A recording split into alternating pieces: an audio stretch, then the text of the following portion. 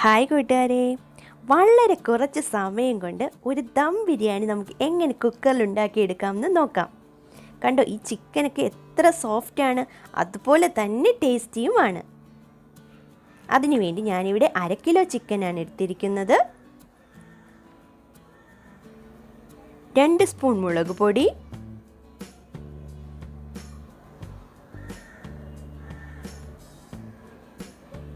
1/2 teaspoon മഞ്ഞൾപ്പൊടി,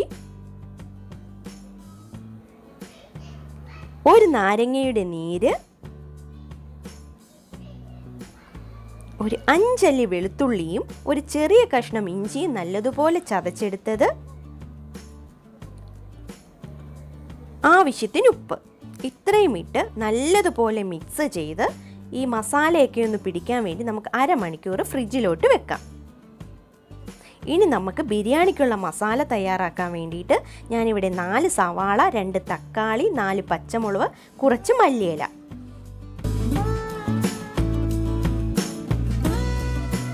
ഒരു സവാളയും തക്കാളിയും ഞാൻ ചെറുതായിട്ട് അരിഞ്ഞു വെച്ചിട്ടുണ്ട്. ബാക്കിയുള്ള ഒരു സവാള ഞാൻ നീളത്തിലും അരിഞ്ഞിട്ടുണ്ട്. ആ സമയം കൊണ്ട് നമ്മുടെ അരി ഇടാൻ വേണ്ടിയുള്ള വെള്ളം തിളച്ചു വന്നിട്ടുണ്ട്. നമുക്ക് അതിലേക്ക് ഉപ്പിട്ട് കൊടുക്കാം. അരി ഞാനിവിടെ കഴുകി 10 മിനിറ്റ് കുതിരാൻ വേണ്ടി വെച്ചിട്ടുണ്ടായിരുന്നു. നമുക്കിനി അത് തിളച്ച വെള്ളത്തിലോട്ട് ഇട്ട് കൊടുക്കാം. 10 മിനിറ്റ് കൊണ്ട് നമ്മുടെ ഈ അരി ഒരു 80% ഇതേപോലെ വെന്ത് വന്നിട്ടുണ്ട്. ഒരു 80% മാത്രം അരി വെന്താൽ മതി, പൂർണ്ണമായിട്ടും വേവണ്ട. നമുക്ക് അതിൽ നിന്നും ഒരു 1.5 ഗ്ലാസ് വെള്ളം എടുത്ത് മാറ്റി വെക്കാം. അത് നമുക്ക് ആവശ്യമുണ്ട്.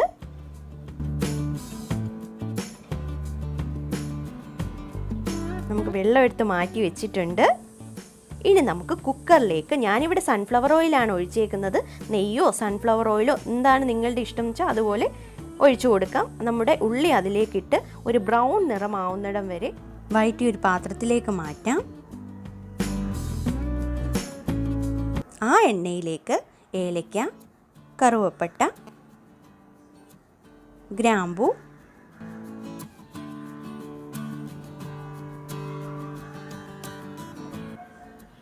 വയനയുടെ ഇല, പിന്നെ നമ്മൾ ചെറുതായിട്ട് അരിഞ്ഞു വെച്ചിരുന്ന സവാള, പെരിഞ്ജീരകം എല്ലാം കൂടി ഇട്ട് നല്ലതുപോലെ ഒന്ന് ബ്രൗൺ നിറമാവുന്നിടം വരെ വഴറ്റി കൊടുക്കാം. അതിലേക്ക് നമുക്ക് നമ്മുടെ തക്കാളി ഇട്ട് കൊടുക്കാം. ചെറുതായിട്ട് അരിഞ്ഞു വെച്ചിരിക്കുന്ന തക്കാളി. അതിലേക്ക് കുറച്ച് ഉപ്പ് ഇട്ട് കൊടുക്കാം. 1 സ്പൂൺ മുളക് പൊടി, 1 നുള്ള് മഞ്ഞൾപ്പൊടി, ഇത്രയും ഇട്ട് നല്ലതുപോലെ ഇളക്കി കൊടുക്കാം. ആ പൊടിയുടെയൊക്കെ ഒരു പച്ച ചുവ മാറുമ്പോഴത്തേക്ക് നമുക്ക് കുറച്ച് മല്ലിപ്പൊടി ഇട്ട് കൊടുക്കാം. നമ്മൾ അരിഞ്ഞു വെച്ചിരുന്ന പച്ചമുളക് ചേർത്ത് കൊടുക്കാം. അതിനുശേഷം 1 സ്പൂൺ ഗരം മസാലയും മല്ലിയിലയും നമുക്ക് ഇതിലേക്ക് ചേർത്ത് കൊടുക്കാം. ഇനി നമ്മൾ മാറ്റി വെച്ചിരുന്ന ചിക്കൻ നമുക്ക് ഇതിലേക്ക് ചേർത്ത് കൊടുക്കാം. ഇനി നമുക്ക് ചിക്കൻ ഒരു 10 മിനിറ്റ് ഒന്ന് നല്ലതുപോലെ വേവിച്ചെടുക്കാം. 10 മിനിറ്റ് ആവുമ്പോൾ ചിക്കൻ്റെ കളറൊക്കെ ഒന്ന് ചേഞ്ചായി ഒരു വൈറ്റ് കളറൊക്കെ ആവും. ഇനി നമുക്ക് റൈസ് ഇട്ട് കൊടുക്കാം.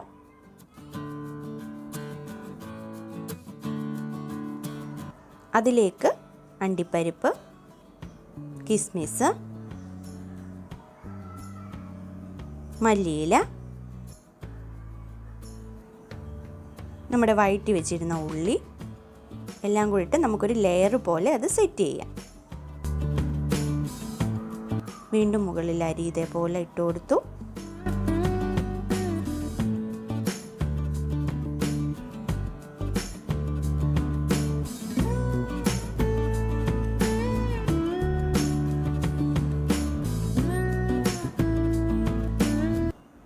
ഇനി നമുക്കതിൻ്റെ മുകളിലോട്ട് കുറച്ച് ഒരു 3 സ്പൂൺ നെയ്യ് ഒഴിച്ചു കൊടുക്കാം. ഇനി നമ്മൾ മാറ്റി വെച്ചിരുന്ന 1 ഗ്ലാസ് വെള്ളം നമുക്ക് ഇതിലേക്ക് ഒഴിച്ചു കൊടുക്കാം. ഞാൻ 2 ഗ്ലാസ് അരിയാണ് എടുത്തിരുന്നത്, അതുകൊണ്ട് നമുക്ക് 1 ഗ്ലാസ് വെള്ളം മതിയാവും. ഇനി നമുക്ക് കുക്കർ നല്ലതുപോലെ അടച്ചു വെച്ച് മീഡിയം ഫ്ലെയിമിലിട്ട് വേണം വേവിക്കാൻ. ഒരു വിസിലടിച്ച് നിൽക്കുമ്പോൾ തന്നെ നമ്മൾ ആ വിസിൽ അതിൽ നിന്നും ഊരി മാറ്റിയിരിക്കണം.